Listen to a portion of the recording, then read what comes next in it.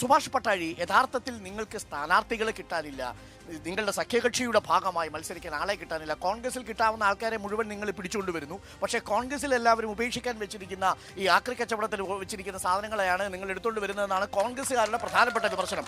ഇവിടെ നിങ്ങൾ നിർത്തിയിരിക്കുന്നതും കോൺഗ്രസിന്റെ ഒരു സ്ഥാനാർത്ഥിയാണ് നിങ്ങൾ BJP-യുടെ BDJS-ന്റെ കുപ്പായം കെട്ടിച്ചിട്ടിരിക്കുന്നത്. എന്ത് രാഷ്ട്രീയമാണ് സാർ നിങ്ങൾ പറയാൻ പോകുന്നത്? നമ്മൾ ഈ പറയുന്നത് പോലെ ഇവിടെ സൂചിപ്പിച്ച ഒരു കാര്യം, ഇന്ത്യ മുന്നണി എന്ന് പറയുന്ന സംഭവം ഈ രാജ്യത്ത് ക്ലച്ച് പിടിക്കാൻ പോകുന്നില്ല.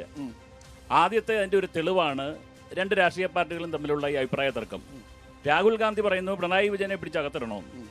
ഇവിടെ കോൺഗ്രസ് പറയുന്നു ഇന്ത്യ മുന്നണിയിലാണ് CPM എന്ന്. അപ്പോൾ ഈ നിലപാടൊന്നുമില്ല. ഇന്ത്യ മുന്നണി എന്ന് പറയുന്ന ഒരു സംഭവം ജനങ്ങളുടെ മനസ്സിലില്ല. മനസ്സിലുള്ളത് NDA ആണ്. പ്രധാനമന്ത്രി നരേന്ദ്രമോദി 400 സീറ്റ് പിടിക്കുമോ 450 സീറ്റ് പിടിക്കുമോ എന്ന തർക്കം മാത്രമേ ഉള്ളൂ.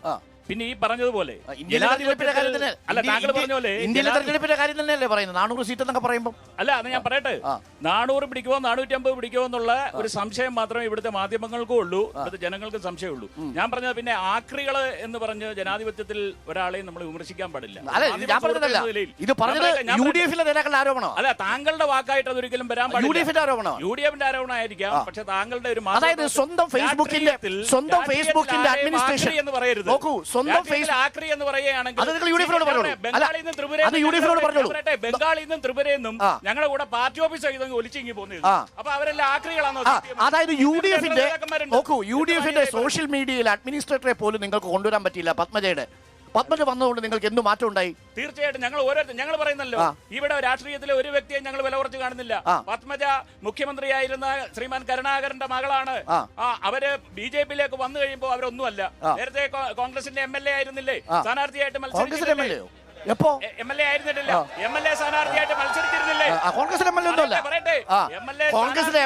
പഞ്ചായത്ത് പോലും ആയില്ല, സ്ഥാനാർത്ഥിയായിട്ട് പല മണ്ഡലങ്ങളും മത്സരിച്ചിരുന്നില്ല. ഞാൻ അതുകൊണ്ടാണ് പറഞ്ഞത്, നിങ്ങൾ കണ്ണുവയ്ക്കുന്ന നേതാക്കൾക്ക് രാഷ്ട്രീയ പ്രാധാന്യമില്ല. മകളല്ല എന്ന് പറയരുത്. BJP വന്നതുകൊണ്ട് കരുണാകരന്റെ മകളല്ല എന്ന് കോൺഗ്രസ്സുകാർ പറയരുത്. അത് പക്ഷേ കരുണാകരന്റെ പേരിൽ നിങ്ങൾ വെച്ച് കിട്ടണ്ട. കരുണാകരൻ അന്നും ഇന്നും അടിയുറച്ച കോൺഗ്രസ്സുകാരനായിരുന്നു ജനങ്ങളുടെ മനസ്സിൽ. അക്കാര്യത്തിൽ മാറ്റമൊന്നും ഇല്ല.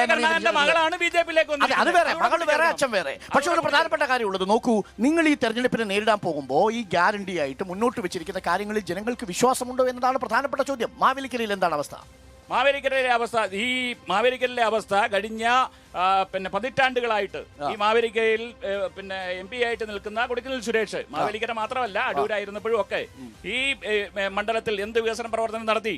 അപ്പൊ എനിക്ക് തോന്നുന്നു മാവേലിക്കരയുടെ പേര് അനർത്ഥമായത് കൊടിക്കുന്നിൽ സുരേഷിന്റെ പേര് കൊണ്ടായിരുന്നു. വർഷത്തിലൊരിക്കലല്ലേ അദ്ദേഹം വരുന്നത്, വർഷത്തിലൊരിക്കലാണ് ഈ മാവേലിക്കരയിൽ അദ്ദേഹം വരുന്നത് എന്നുകൊണ്ട് മാവേലിക്കരയുടെ പേര് അനർത്ഥമായി എന്നുള്ള അല്ലാതെ കൊടിക്കുന്നിൽ സുരേഷ് ഈ നാട്ടിലെ ഹൈമാസ്റ്റ് ലൈറ്റ്സിന്റെ കുറെ വികസനം നടത്തിയിട്ടുണ്ടെന്ന് പറയുന്നു. ആ ലൈറ്റുകളൊക്കെ 90% ഇന്ന് കണ്ണടച്ചു കഴിഞ്ഞു. അപ്പൊ മാവേലിക്കര ലോക്സഭാ മണ്ഡലത്തിൽ നമ്മൾ പരിശോധിക്കുമ്പോൾ നമുക്ക് യാതൊരു വികസനവും ഇവിടെ